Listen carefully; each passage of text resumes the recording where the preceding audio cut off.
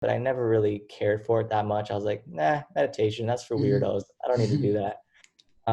Which is still, a lot of people think that. And I saw him say that. And I was like, dang, Kobe meditates? Okay. Hey Bijan, how are you doing? I'm doing great, man. How are you? I am doing super well. I'm so excited for this conversation with today. Thank you for being on today with me and with all the people who are going to watch this podcast later on. Yeah, you're welcome, man. I'm excited. Awesome. So yeah, Bijan is a TikToker, right? I found out about him on TikTok and about his. I saw his amazing videos about mindfulness, self-awareness, and all those really interesting videos, short videos, and with so much. I mean, with a really great value, and I just reached out to him and he accepted to be with us here today and to share his story with us. And so yeah, who is Bijan? I mean, That's a great question. yeah. I'm just someone who's trying to figure it out like everyone else, right? Everyone just going through life, and there's a lot of ups and a lot of downs, and I'm just going through it all and Mhm. kind of documenting what I'm learning. So those my videos that I'm making on TikTok is just me kind of telling my past self things that I needed to hear, things that I'm learning, things that I'm reading that I think, wow, I wish I knew this earlier. Let me make a video so I can tell more people about this so they can know what I wish I knew. So I'm just going through, I'm 23 years old. I just graduated college. I studied business management. I've had a lot of different jobs. I've been involved in a lot of different businesses. Um, I was very much unsure of what I wanted to do with my life as I was going through college. I was very into personal development the whole time. So I was always learning, always growing as a person. About a year and a half ago, I got into, spiritual growth. I started reading about mindfulness, meditation, and I found that's when my life really began to change for the better. Uh, and so that's why a lot of my content revolves around that, because those things, meditation and self-awareness, figuring out who you are and your relationship to the world and to everyone else has helped me out so much, and just given me a sense of peace and joy that I never had before. And when you feel that, you kind of have an obligation to share it with other people to make their lives better as Yes. well. So that's my mission right now. I am making these videos to help. I'm writing a book, my first book, so it's a challenge because I've never written a book before. So it's an Great. Awesome. interesting journey. I'm starting a podcast as well pretty soon, following your lead. I'm going to continue to make these videos and just try to help as many people as I can. And in this stage of my life, this is how I'm able to do it. Awesome. I mean, why did you choose to start with videos? I mean, you could have like used written quotes, or you know, why did you choose to go with videos, or and why TikTok? Great question. I think videos, I just thought, that was an easy way for people to um, To get the message. get the message. Yeah. And it was fun for me to make these videos. At first, I was making them on YouTube, and it wasn't that fun. YouTube is a lot longer. It takes a lot longer to edit and film, and not many people were watching on YouTube. And then I saw TikTok come along. I listened to a lot of Gary Vee. I heard him talk about, oh, get on TikTok, make TikTok. So I started to make TikToks kind of just for fun on there. And it started to really take off. And I was like, wow, a lot of people are hearing my message. They're liking the message. It's helping them. So then I really doubled down and really focused almost all my energy on making TikTok videos, because, they were super quick to make. I tried to make them, somewhat entertaining so people would watch them and get the message out of them. And I just went a little bit crazy on TikTok for about 2 months, from March to May. I posted 8 times a day, every Wow. day. And that really got my face out there to a lot of people, which was much needed. I've definitely slowed down, uh, but it was super cool to see that these super short videos with just quick little messages of what I've been learning were able to touch so many lives. And all these, I was getting all these messages that I'm really helping people out in a certain hardship that they're going through, or a lesson that they needed to hear that they've always been wondering about, all these kind of things. And I realized, just because I know something doesn't mean everyone else knows something. So that just Mhm. inspired me to create content and just share everything I'm learning, because if there's one person that gets something out of it, is worth my time. Absolutely. I mean, it's such a great way to use like social media and TikTok as well. I mean, TikTok is well known with I mean, dancing videos and singing and those challenges, but you have chosen another way to use it, and that's, I mean, that's such a great way to use social media, as like to to give people uh, to share your experience with people and to share messages with them that would help them become better versions of themselves. So yeah, I mean, you have chosen to start with TikTok because it was like an easy platform, and you said now you are writing a book, and you also on YouTube, right? Are you Yeah. doing the same content on YouTube? Similar. So on YouTube, recently I've been making some guided meditations. So to help people make meditation a habit in their life, since I've seen how much it's helped me. And I'm also doing now live meditations. Today was actually, I did my first live meditation on YouTube, which was amazing. It was a lot of fun and it helped a lot of people, which is great. And then I'm also How going to be does it doing, yeah, work? similar type of content as my TikTok, just kind of going a little bit deeper into it on my YouTube. Mhm. Mhm. How does it work? I mean, the live meditation. Can you give So us an idea? I go live, yeah. So I go live and people start to come in, and I hang out a little bit till everyone's in. I turn on some music, and I just guide people through the meditation. Close your eyes, focus on your breath. Kind of guide them through the whole thing. Just make it a very easy, enjoyable process. Awesome. I mean, it must be so fun and really interesting experience. Was Yeah, this absolutely. your first time doing it? So I did a live meditation last week. Um, Excuse me, there's some noise. I don't know if you can hear No, that. it's I'm gonna fine. No, try to it's fine. get rid of that noise. Yeah. I did a live meditation last week on Instagram, and Hmm. that was my first time ever doing a live meditation. But YouTube today was my first time, and it was a little bit different, just because different platform and all that. But Yeah. pretty much the same thing. Very enjoyable, and a lot of people, it was their first time ever meditating. So they were telling me that they had tears coming out of their eyes and they never felt so relaxed. And that's just, that's a great feeling. That makes it all worth it. Wow. And why? I mean, you said that you're just graduated from college, right? From Yeah. business. You studied business, and why you didn't put content and videos about business or like something in the field of your studies? Why did you go with meditation and self-awareness and all these kind of, I mean, it's two different things. I mean, why did you pick one over another? I just kind of figured, I looked at what was helping me the most, and it was meditation and self-awareness. It wasn't knowing about business. I think a big message I'm trying to spread is that, I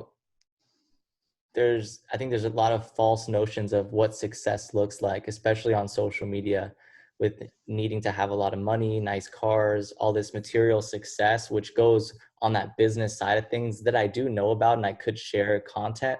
But I don't think we need any more of that right now, especially on social media. I think we need more of the message that I'm spreading, that, it's okay to be happy where you are right now as you reach your goals and as you pursue whatever you're trying to pursue. You're okay where you're at right now. You can learn to be happy where you're at right now. You don't need all these things to be happy. And I think my whole intention is to help, and I felt that this message that I'm spreading will help more than how to invest or how to start a business. There's Hmm. tons of people making that kind of content already, so I can guide them in the right direction. But I felt the things that I was learning, the things that I'm passionate about, and the things that I think I can help other people the most was mindfulness, self-awareness, spirituality, personal growth. Yeah. And how do you choose to stand out? I mean, you said that there are a lot of people doing contents about business and giving advice about business and marketing and all these things. But there, on the other side, there are a lot of people doing contents about meditation and what you are doing. How do you stand out That's from? true. And Yeah, I think when it's competitive like that, and there's a lot of people doing everything, right? So I think absolutely. it all comes down to what you're really passionate about. Because if you want to stand out, you're gonna need to enjoy what you're doing, Hmm. and you're gonna need to be passionate about what you're doing. So I don't think I'm passionate about teaching people about business yet. I think I'm more passionate about well-being and happiness and inner peace, just because just probably 2 years ago I would have been more passionate about business, but kind of how I evolved and what I've learned and the person I've become, we change. And I'm so passionate about finding that inner happiness and that joy and just living life At its to fullest. your happiest, best ability. And Yeah. I think when you're passionate about something, it makes it easy to make a lot of content.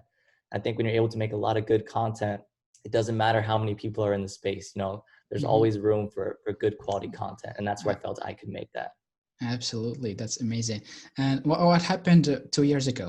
You said 2 years ago you could have put content about business, but now you don't do that. I mean, what happened? What was the Yes, I shift? mean, I just learned. I continue to read and learn, and I went through different experiences. I was working full time when I was in college. I was in insurance. I was in real estate. I was doing videography. I was doing a bunch of different things, kind of trying to figure out what I wanted to do. And I just hated how the majority of businesses were running. Everyone was kind of out for themselves. Everyone was just a dollar sign to everyone else, and that always kind of didn't sit right with me. And then so I started to learn about spirituality and more important things like being present, how much more important it is to be here now wherever you are and enjoying now than worrying about tomorrow and how much money you're going to make. And so I think it just came with experience and learning from other people's experience as well, reading good books. And I changed, and I wasn't afraid to embrace that change and change kind of the direction of where I wanted to go. Yeah, absolutely. I mean, nowadays people are really consumed by the thoughts uh, of what is going to happen tomorrow, what is going to happen next year, or I don't know, and they spend so much energy and time worried about things that no one knows if they are going to happen or not. And the funny thing is that they imagine always the worst situation. Yeah. They, I mean, you are imagining something that is not happening yet. Why not thinking about it positively? I mean, they always choose. I mean, I'm talking about people, but I used to be that kind of person as well. And I was always searching and looking for what could go wrong instead of what could go. I mean, there's a lot of things that could go in a good way and could happen positively, and we can benefit from them. But instead, we tend to look at the the negative side, the negative parts of everything, and we start worrying about it, and we open the door for that anxiety to come into our lives. And it's really strange how our brain works. Do you have any idea about this? I mean, why do we tend to think about the bad side of things? That's a great question. I don't really know the science behind it. I know that it is human nature to be worrying about what could go wrong always. It's probably a survival instinct that we've always had, kind of trying to Mhm. survive in the older days, but now we don't really need to worry about that, most of us at least. And I always say that there's a quote that I love that says, worrying doesn't take away tomorrow's problems, it just takes away today's peace.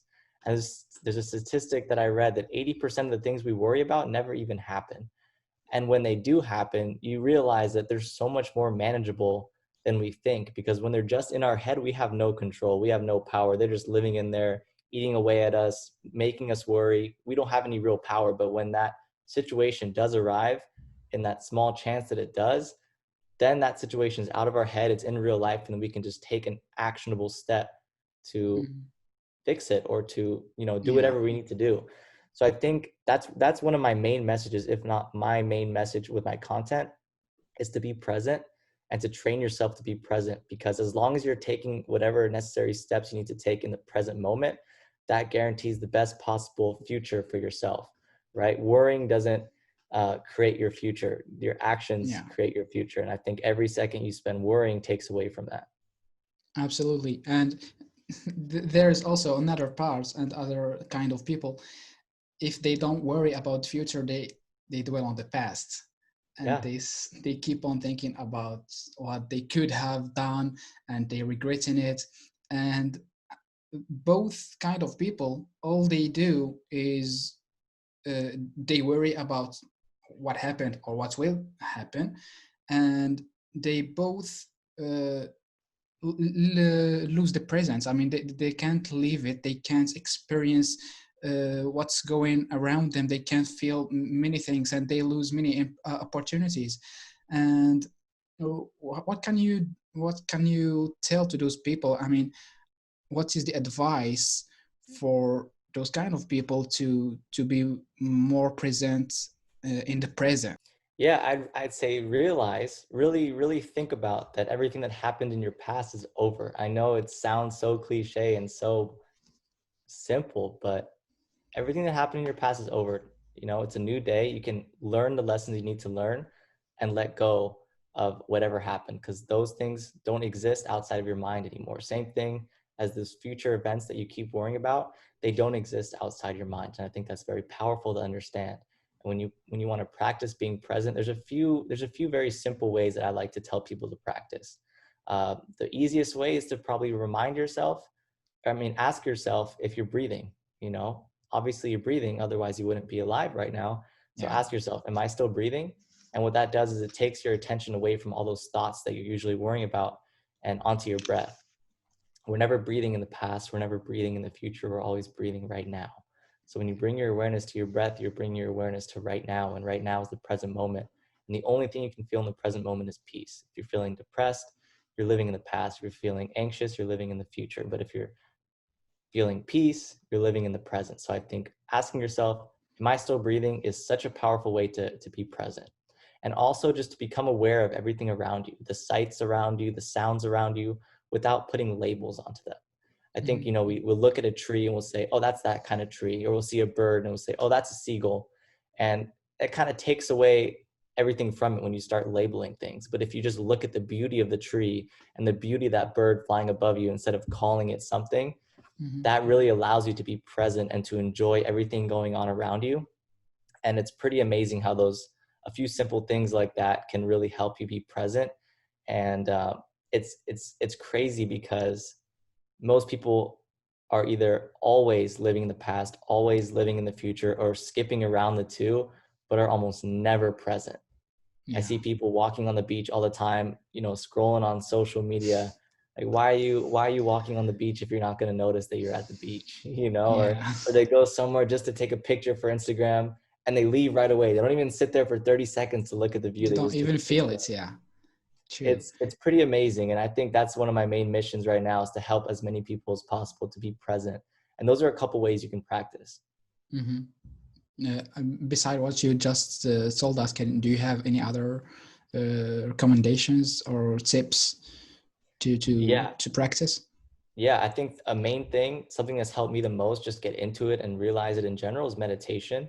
Hmm. Daily meditation. It doesn't have to be long. When I first started meditating, I was meditating for 5 minutes a day. It was extremely hard for me to make it a habit. I couldn't sit still. I thought I was wasting my time. My mind was convincing me that I had better things to do. But luckily, I ignored my mind and I kept doing it, and it was pretty amazing. 2 weeks into my meditation habit, just meditating 5 minutes a day, I felt this inner peace and just sense of joy that I've never felt before. And I was like, there's no way this is the meditation. I've only been meditating for 2 weeks, 5 minutes a day. Like, what's going on? It must be something else.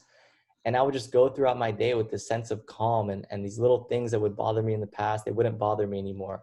I was extremely present. I noticed the flowers that I walked by 100 times and I never noticed before. Um, all these amazing things that started to come into my life. People were asking me like, what are you doing? Like, why are you so calm now? All these things from Are meditating you five on minutes a something? day. Exactly. Like, are you high? No, but they were, I think meditation is just, I think it is the best habit you could ever teach yourself to do. And that's why I'm doing these live meditations and these guided meditations to help people. So if you want to be present, I would say, yeah, learn to meditate, start 5 minutes a day, start slow, work your way up, find a time frame that's good for you. Hmm. And when you meditate, it's like the same thing when you're asking yourself if you're breathing, right? A lot of the things you do when you meditate is you bring your awareness to your breath. So you're being present. And even if it's just 5 minutes a day, that 5 minutes of presence over time will change your life. Yeah. And how can you stick to your new habits? I mean, we find it really hard when it comes to implementing new habits to our routines into our life. And sometimes, like you said, you have that voice inside of your head saying that you're just wasting your time, and this is not gonna work, and and that is so challenging. Do you have any tips that's helped you? I mean, to stick to your goals and to your new habits that you are implementing. Yes, absolutely. I think I really started to see success when I started to document my progress. So I had a journal. I got on Hmm. Amazon as one of these journals that have habit tracking section in them. So I was able to track my progress. I would write meditating, journaling, yoga, exercise, and I would write down these habits, reading, and when I finished the habit, I would check it off. And that does a couple things for you. One, it keeps you accountable, so Hmm. you can show yourself that you are doing these things. And as you see yourself doing these things, you feel like, okay, my life is getting a little bit better because I'm implementing these habits into my life. But something else that it does that's even more powerful is it gives you self-confidence, because I believe self-confidence is born from keeping the promises that you make to yourself, Yeah. right? And it's the Yes. little things that you do and that you tell yourself you're going to do. And when you do those things and you notice that you're doing those things, your self-confidence goes up, your self-trust goes up, your self-love goes up. So you see those check marks, you see that you're doing those things. Even if you miss a couple days, that's Yeah. fine. No one's It's okay. perfect, Yeah. but as long as you see those check marks and you're progressing and you're getting better, Hmm. um, that made a huge, huge, huge difference. Because I was trying to implement meditation for a while, never worked. I was trying to implement journaling for a while, never worked. Consistently reading, never worked, until I got a journal that allowed me to track my progress and stay accountable. Hmm. And sometimes documenting and journaling on itself is it could be a hard task to stick to, uh, right? And Sure. I mean, do you recommend like any specific uh, journal or any specific? I mean, does it have to be uh, like blank pages, or does it have to be related to something that we are passionate about to be more encouraged to write down on them, and Yeah, I think, for me, I have trouble with organization sometimes, and I need kind of as much structure as I can get, especially on something that's so important, like building habits that I want to keep track. Um, the journal I got was called the best journal ever. Now there's probably hundreds of those types of journals out there on Amazon. Mhm. But I think it is good to have one that has the systems in place to make it very easy for you to do it. So the journal that I used, they had the habit tracking, they had the boxes, easy to check off. So, it wasn't much work on my end. All I had to do Yeah. was check it off. They had um, all the little sections to kind of help you through the whole process. So I think if you're just getting started, I would highly recommend looking at those kind of guided journals. Mhm. Yeah. So they really make things easy to do, right? Exactly. That's the whole thing. They make it easy. So, and they honestly make it enjoyable too, because you look Mhm. back and you look at the progress, and it's a great feeling. Yeah. Awesome. And uh, earlier you talked about that voice that you have in your mind that starts disencouraging you, and starting to talk negatively, and to hold you back from doing what you want to do, what you are uh, focused on. And sometimes there are people tend to misunderstand the voices that are inside of their head. I mean, we always hear that listen to your guts, right? And sometimes we misconfuse between the voice of our guts and that voice that holds us back, right? Absolutely. How can we differentiate between these two voices? Most people can't because Yeah. their mind is so loud that they can't even hear there's a whisper. Your gut feeling, your intuition is like a whisper, and your mind is like a bunch of people yelling at each other. So most people can't hear the whisper of your intuition under all that noise. That's the Mm-hmm. power of meditation. When you meditate and you practice consistently, becoming aware of those thoughts and have the ability to let them go, then you can finally hear that whisper of the intuition starting to talk to you. And it does feel different. There's a few things that you can feel with the intuition. It feels peaceful. It feels like a positive feeling that, it's a different kind of feeling. But most people never are able to actually hear that underneath all the chatter that's going on in their head. So I Mm-hmm. think the biggest key is to meditate and to be mindful and to learn how to become aware of those thoughts as they come in and be able to let them go. So I think that's the power of meditation, and sitting in silence and even journaling, getting those thoughts out onto paper, because journaling is another form of meditation. It's just getting your thoughts out onto a piece of paper. So I Yeah. think all those little practices will help you be able to hear that intuition and not mistake it with all those mindless chattering. Yeah, absolutely. I mean, it happens to a lot of people. It happened to me as well. I mean, like last week, I was going for a ride, and I had that voice that said, "You don't have to go for a ride today. I mean, you can keep it for tomorrow, or I don't know, for another day in the week." And then I had that thought. No, no, that was just that the voice of fear that is holding me back, and there's nothing bad that could happen. It's not the first time that I go for a ride, and then I when I went, I had an accident, and thankfully it was not that bad, because I had all my gear on, and my helmet and everything. And and after that, I sat with myself, and I was thinking about, like, why did it go wrong? I mean, I had that voice holding me back, but I didn't trust it. I thought that it was my fears, and then I had that question: how can we differentiate between these two voices, right? So now you're giving me the key, and the answer is meditation, right? I think that's one of the trickiest questions there is, because most people, probably 98% plus, can't differentiate between what their gut is telling them and what their mind is telling them. And I think, yeah, meditation is a huge part of helping with that, and it's extremely tricky. I still struggle with that as well. Even if you meditate every day and you work on your mind every day, you're still going to it's not going to be totally clear all the time. It's going to Yeah, get clearer and clearer, and you're going to understand more and more and be able to tell the difference. But until you're at maybe a very, very mature spiritual state, which very few people get to, it's going to be 100% clear all the time. But it definitely helps and helps and helps, and gets easier and easier, like anything else. yeah. So how can the meditation affect someone's life? I mean, beside being present and being aware of what's happening around us, Mhm. and yeah, I mean, what are the other aspects that could show up in our lives, in our daily uh, character? How can it influence our life? I find it hard to choose something that it doesn't help with, to be honest.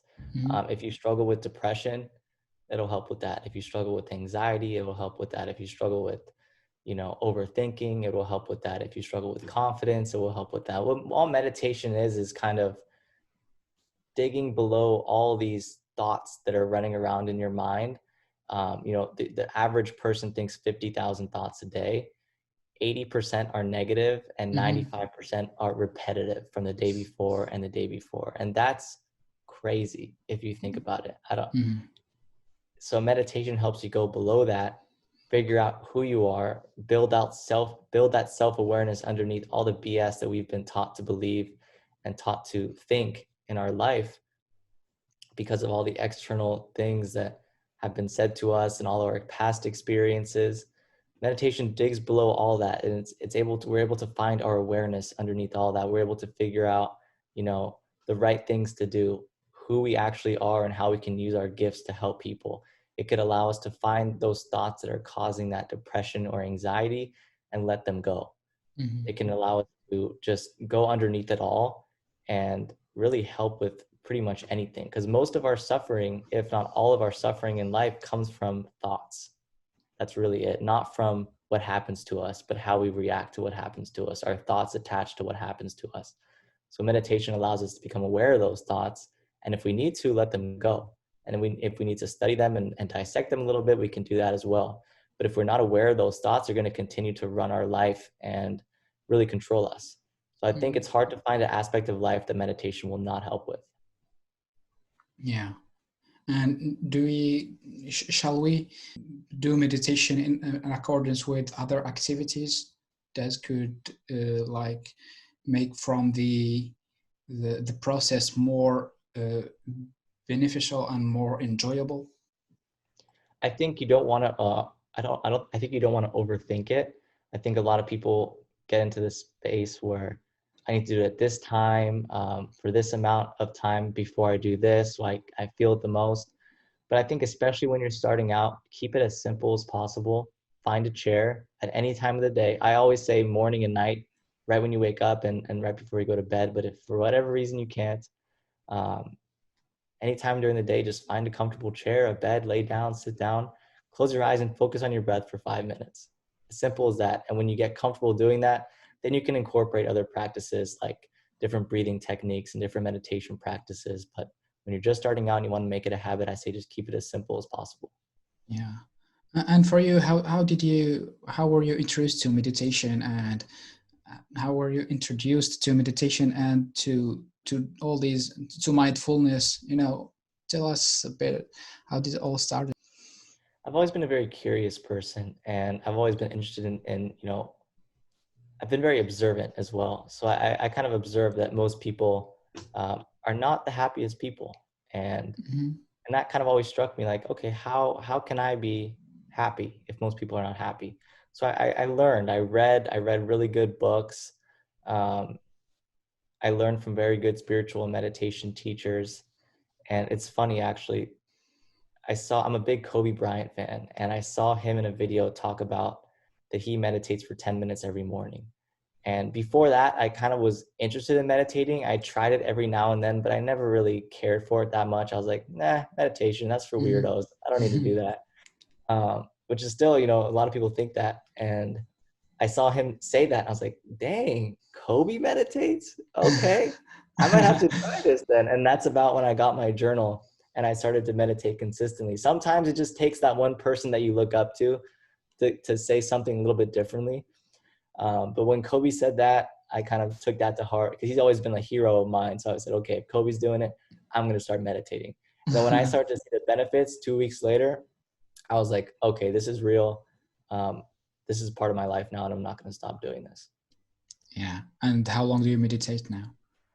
Now, it differs every day. I don't put a time limit on myself because every day I feel different.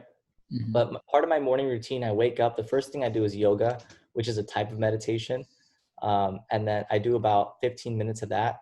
And then right after my yoga and a couple strength exercises, I do sitting meditation for about 10 minutes. So not very long at all, but I do very, very basic sitting, breath awareness, intention meditation in the morning. And then that kind of starts my morning right. And then before I go to bed, I'll usually do 5 to 10 minutes of sitting meditation, gratitude, all that kind of stuff. Yeah. And I try to say I meditate throughout my entire day, because meditation for me is being present. So whenever I'm going for a walk, whenever I'm, playing a sport, I'm playing an instrument, I'm writing, whatever I'm doing, I try to be meditating in a meditative state. Yeah. People, the problem is now people, they are more focused on sharing what they are experiencing rather than experiencing it themselves. Because like you said earlier, people going on down on the beaches and all they do is taking pictures and videos, and then they go back to their homes and they say, oh, I spent the weekend or the day on the beach. And if we start asking them how is it, I mean, how did it feel, I mean, being on the beach, all they can say is, yeah, it was good, and but there was not really experiencing it. I mean, because all of these social media platforms are have blinded so many people that all they so that they put all their focus on sharing things rather than experiencing it and living those experiences, right? And these are one of the bad aspects or negative aspects of social media, Instagram and TikTok or Facebook or any other platform. And because people, they tend to share, some of them say, I love to share my happiness with others, right? I mean, that sometimes sharing your happiness with others it makes happy, right? But is it really that you are doing? Is it really you are sharing your happiness with others, or you are just trying to show others that you are having beautiful moments? Bingo. There it is. Absolutely. And people are so confused, and they think they are sharing happiness and they think they are doing things positively while they are doing it in the wrong way. And I don't know how can we, or how can someone raise awareness about this and make people understand that it would be better if they keep those moments for themselves, and it would be better if they feel those moments and live the present and live the moments with their loved ones and everything, rather than just taking picture and posting it on Instagram. Absolutely. And I think it is a huge problem. I do see, the benefit of, if you want to take a picture and share it later on to kind of inspire, or, just share your experience with other people. I don't think there's anything wrong with that. I think it comes down to an intention. Like, am I posting this to show people that I'm happy? Or am I posting this to kind of just share this beautiful sunset and inspire other people to get outside and do the same thing? For me, I used to have a problem. Like most people, I would go places and I would take videos and pictures, but I wouldn't enjoy it even close to the amount that I should have.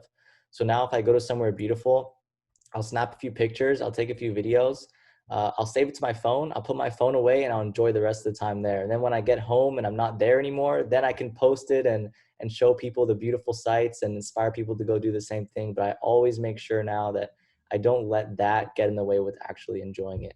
And it's all about Absolutely. the intention, right? I don't post anything to show people, oh, look at my life, it's so good, Hmm. because I like to Hmm. post the negatives as well. Social media is very toxic in that people see the highlight reels of other people's lives, and they compare it to their everyday life, and they get depressed and they feel like they're not doing enough. So Yeah. I like to post when I'm going through some hard times, and you know tell people what I needed to hear. And that's a lot of my TikTok content as well. But I think it's all about having a good intention, and when you have a good intention, and I think you can't lose. And when it Yeah. comes to social media and taking pictures of sunsets, yeah, take that picture so you can look back on it later, share it with your friends, but you don't have to post it right now. People aren't going to be Hmm. offended that you post it the next day, or later that night. Take the picture, put your phone away, and enjoy the sunset like you're there right now. Absolutely. And when you share it later on, I mean, you still relive that feeling, right? Yeah, Like if you were there right now. And that's really amazing. The problem now is so many people do the opposite, and there are others who just can't understand that. For example, I see you posting a picture on the beach, and later on you are having great dinner with your friends and having a beautiful time, And for me, I'm not talking about me, I'm just going to give an example. I might see those things as this man is so successful. I mean, how can I be successful like him? I mean, it creates a false image about success, and people, all they start chasing is in having great times, having going to expensive restaurants and traveling around the world and experiencing new things in their life. And for them, doing that, that is success. And don't you think that social media, Instagram and other social media platforms, have have created a false idea about success in life? Absolutely. Yeah, I think it's an extremely toxic cycle that the reason most people are posting things like their vacations and their watches and their cars is to show people, look, I'm successful. I made it. Look at me. Like I'm something. And Mm-hmm. that's their ego, right? And I think that, and then the people who see that, like, oh, look at him, he's successful. I need to do what he's doing. So then they work to get that. And I think that's going back to your question. You asked me why am I not teaching about business and the things that I learned about. Well, because that's not what we need more of right now. We don't need more business people right now. I mean, business is great, don't get me wrong. There's entrepreneurs changing the world and I'm all for business. But in my opinion, right now, what we need, because of what's going on in the social media culture and everything else, is for people to understand that that's not success. Having that nice watch is not success. That's not going to make you feel any better. Might make you feel happy to look at it for a couple minutes, couple weeks, whatever, but that's all temporary. All these external things that people are flexing and posting on their social media, that's all for their ego. Those people are not complete people because they feel like they need to post those things to show people there's something. When you can realize that you don't lack anything right now, whether you have $0 in the bank, whether you're $40,000 in debt and you have a minimum wage job, whatever it is, whether you're unemployed, you lack nothing just because these people have these material things. You could be, I've met people who have no money who are the happiest people I've ever met. And I've met billionaires who are absolutely miserable. Yeah, And I saw that firsthand. And that's kind of where I learned, money and material things and happiness do not go hand in hand at all. You yeah, can have both, but most people think that if you have one, you're going to have the other. Not true at no, all. That's one of my main messages, that, you don't need all that stuff. And yeah, I'm trying to raise awareness, and it's extremely difficult because there's a lot of people going against that and posting all their stuff because people have big egos and people and the society is broken. And it's not an easy problem to solve. I don't think it's going to be solved anytime soon. But all you can do is kind of raise awareness to the root of it all, which is self-awareness, figuring out that you are not your ego, you are not your thoughts that tell you that you need all these nice things, which goes back to meditation, mindfulness, self-awareness, right? All the things that I talk about. And when you learn those things, then you're like, oh, I'm not my watch, I'm not my car, I'm not all these things that I've been posting about. Let me stop doing that. And then that will begin to help the problem slowly but surely. yeah.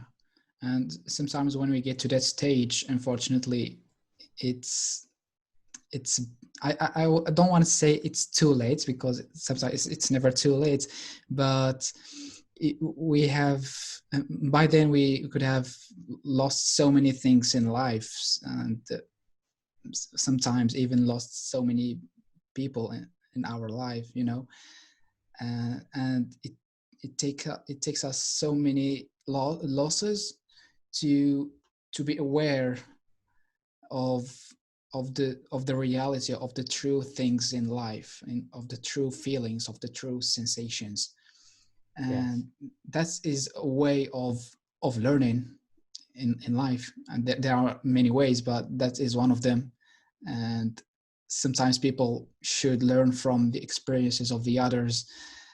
The smart people do that, and some others, they wait until they experience them themselves. And those are different types of learnings in life, and they're all good if we keep a positive attitude and positive way of seeing things. They're all good, and the most important thing is to learn from our mistakes and to decide to do things differently from now on. Yeah, I think it's always powerful and always necessary to learn from your own mistakes. But if you can, why wouldn't you learn from other people's mistakes? Thousands of the smartest people who ever lived, who made all these mistakes that you're about to make, have lived them and have wrote about them and have spoken about them and have documented them for you to learn from. And that's what I think the power of reading and learning from other people is, that you don't have to learn all these things yourself. Yeah. You know, I've realized through my own experience and through all these other people's experiences, all these things that I'm teaching, which everyone else has access to too. But I feel like a lot of people don't want to believe it until they go through it themselves, which is Yeah. sad. But it's something I'm trying to help with my content, is, you know, spread that awareness through my experience and what I've learned, that you don't have to experience all these things to learn. Like, you can learn from other people, and that's really Yeah, important. absolutely. But also it's a little bit tricky. I mean, sometimes we start saying that if that didn't work with him, it doesn't mean that it is not going to work with me. I mean, we are different. Maybe he reacted differently. Maybe I will react in a different way. Maybe he, because he did that he lost, or he has bad experience. I am not going to do that. You know, we tend to take things personally, and we say that we never know. I mean, it could work out with me, right? Yeah, I don't know if this is a trap or. I think a lot of times it's us trying to justify that doing something is okay, because a lot of times the main principles, um, the truths are pretty much agreed by everyone that went through them. And if you're going to look at, you know, 40 of the most enlightened, successful, happiest people who are all saying the same thing and saying, it didn't work for them. You know, they didn't find happiness when they had a lot of money, but I will. I think that's delusion. Yeah, if you find someone who tried to build a business and it didn't work for them, that shouldn't be kind of thing that you base your decisions off of. I think it's the core principles that, you know, most everyone agrees upon after their own experiences, which there are a few. Money doesn't buy happiness is one of them. I feel like we all hear that, but we want to find out for ourselves whether money buys happiness or Or not. not, yeah. I think it's those core beliefs that we need to kind of listen to, and not justify to ourselves that we don't need to listen to them. Yeah, and then happiness is, I think happiness for me is like finding that inner peace, and happiness comes from the inside. It doesn't come from the outside. It doesn't come from gifts. It doesn't come from money. It doesn't come from, I mean those are it makes you feel happy when you receive something. It makes you feel happy, yeah, Satisfying. but that is not real happiness. I That's posted yesterday. My most recent post was, happiness is just a byproduct of living your truth. You know, mhm. knowing who you are, being aware of who you are, what your gifts are, what you're able to do, and living by that every single day. And that's Absolutely, happiness. That's yeah, joy. You know, it comes from the inside. Absolutely 100%. absolutely. Because when you say that, you put happiness like around you, like, and wherever you are, you build your happiness around things that are personal, that are always with you wherever you Yeah, go, where at any time. So that will make you always happy. You don't depend on anything. You don't look for anything to be happy, and absolutely. that's amazing. Yeah, so we have covered pretty much many things, and that was all interesting. I mean, I'm really happy for this conversation, for this interview to be done with you today. I'm so grateful, and I thank you again for being on here today with us. And can you share with us your social media, and where can people find out more about you? Sure. So TikTok, Instagram, username, first name, last name, Bijan Pousti. That's spelled BijanPousti, all one word, no spaces. Same Yeah. thing, first name, last name on YouTube, Bijan Pousti. Those are the main places you can find me right now. they want to contact me, they can go to bijanpousti.com and they could fill out a little contact form there. Mhm. But yeah, I'll keep posting on there so you can find all my content on those places. Awesome. That's so interesting and inspiring, man. Before we end this conversation, you said at the beginning that you are writing a book, right? Yeah. What is it about? It's about everything we've talked about today. It's about finding that real happiness. It's about, the real truths in life that a lot of people overlook and that a lot of people are looking for. Mhm. So, we'll just say let's just say it's about happiness. Great. I'm so excited for you to finish writing it and looking forward to read it as well. I appreciate it. Do you have any recommendation, any tips, any advice for our people? Yeah, be here now. Otherwise, you'll miss your life. That's my favorite quote right there. Awesome. Apparently, it was said by the Buddha. But be Say it here now. again. Yeah, be Be here here now. now. Otherwise, you'll miss your life. Don't miss your life, guys. You heard him. Don't miss your life.